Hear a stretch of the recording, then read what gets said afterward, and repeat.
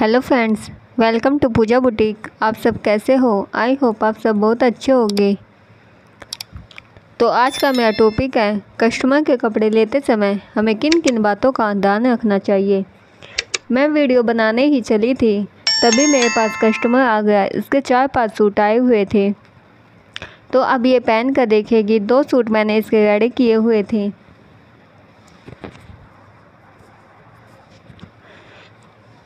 तो चलिए हम अपने वीडियो को आगे बढ़ाते हैं। तो कस्टमर के कपड़े लेते समय हमें किन किन बातों का ध्यान रखना चाहिए। तो जैसे हम कस्टमर से कोई कपड़े सिलने के लिए ले रहे हैं, तो हमें इन बातों का ध्यान रखना पड़ेगा। जब भी आप सूट सलवार का कपड़ा ले, तो सबसे पहले आप कस्टमर के सामने ही कपड़े को खोल कर देखिए, क्योंकि कई बार सूट की लेंथ भी कम होती है। तो कस्टमर के सामने नाप कर बताइए आपकी लेंथ इतनी तैयार बनेगी, और फिर सूट में पहले ही देख लीजिए नाप कर कि बाजू हाफ निकलेगी या फिर फुल। कस्टमर फुल स्लीव बोलेगा तो कस्टमर फुल स्लीव बोले और बाद में उसमें हाफ निकले, तो बिगनर से ये गलती कर देता है। जो परफेक्ट टेलर है वो तो पहले से ही कपड़ा नाप कर देख लेगा कि इसमें क्या निकलेगा क्या नहीं निकलेगा। देखिए फ्रेंड्स, कस्टमर ने सूट डाल लिया है, इसकी फिटिंग इसको पसंद आई है। अब इसके 4-5 सूट है। ये मेरे पास ही रेगुलर कस्टमर है, ये मेरे पास ही सिलवाती है। पहले इसकी मम्मी सिलवाती थी, अब इनकी शादी हो चुकी है, 2 साल हुए हैं, अब ये सिलवाने लग गई है। तो कस्टमर को कपड़े के हिसाब से पहले ही बता दीजिए आप इसमें हल्की सलवार बनेगी या फिर हैवी सलवार बनेगी, क्योंकि सलवार के कपड़े को पहले ही नाप लेना चाहिए, क्योंकि सलवार में कपड़ा कभी कभी कम आता है।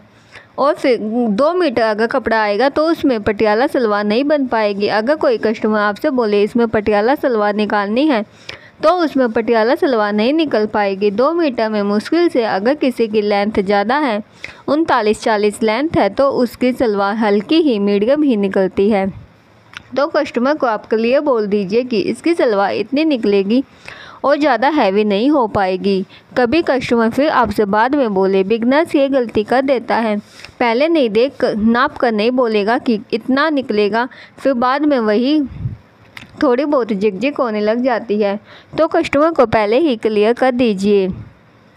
अगर कोई कस्टमर आपसे 2 मीटर कपड़ा लाकर बोलता है कि इसकी कुर्ती लेंथ फुल निकालनी है, उसकी लेंथ 43 या 44 हो, तो 2 मीटर में लेंथ वाइज सूट में से 2 मीटर लेंथ में से कपड़ा नहीं निकलेगा, उसकी लेंथ नहीं निकल पाएगी।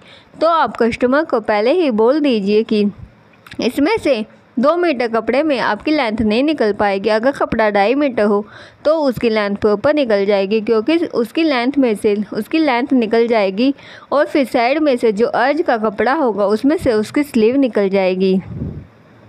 कस्टमर को क्लियर कर दीजिए। बेशक आप कपड़े मत लीजिए, कस्टमर वापस ले जाए, कोई दिक्कत नहीं है। हम लोग कस्टमर के साथ पहले ही क्लियर कर लेंगे, तो बाद में हमें प्रॉब्लम नहीं होगी। कस्टमर को हर बात क्लियर करें। लालच में मत रहिए कि कपड़ा कम है फिर भी मैं सिल लूँगी, कोशिश कर लूँगी, क्योंकि कपड़ा देखते ही पता चल जाता है कि ये हो पाएगा या नहीं हो पाएगा। अपनी तरफ से जिम्मेदारी से मुक्त हो जाइए, उनको बोल दीजिए कि नहीं हो पाएगा। नेक्स्ट है कॉटन के कपड़े कैसे लेने हैं। अगर किसी का कॉटन का सूट हो, तो हमें नाप लेते समय किन किन बातों का ध्यान रखना पड़ेगा।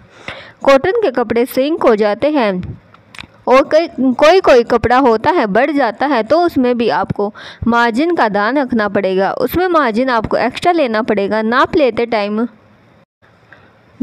टाइम कस्टमर को बोल दीजिए इसको थोड़ा लूज सिलवा लीजिए, क्योंकि धोने के बाद कॉटन का कपड़ा श्रिंक हो जाता है। और ये बोल दीजिए कि कॉटन के कपड़े की कोई गारंटी नहीं होती, क्योंकि धोने के बाद कुछ ना कुछ होगा, फिर कस्टमर आपके पास वापस लेकर आएगा कि इसको ठीक कर दीजिए। आप पहले ही बोल दीजिए, पहले ही चेक कर लीजिए फिटिंग। धोने के बाद फिटिंग की कोई गारंटी नहीं होगी। गर्मियों में कॉटन के कपड़े में यही प्रॉब्लम फेस होती है कि कपड़ा श्रिंक हो गया है।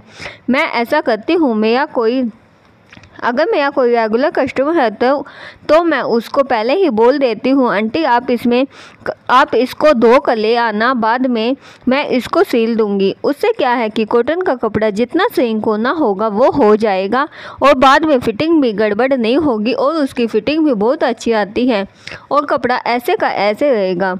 तो ये आइडिया भी बेस्ट है, पर ये हम न्यू कस्टमर के साथ तो नहीं बोल सकते ना, क्योंकि वो तो हमारी शॉप पर पहली बार आया है सूट सिलवाने, तो उसका फिटिंग से हमें थोड़ा लूज सिलिए, क्योंकि सिंक होने के बाद टाइट हो जाता है।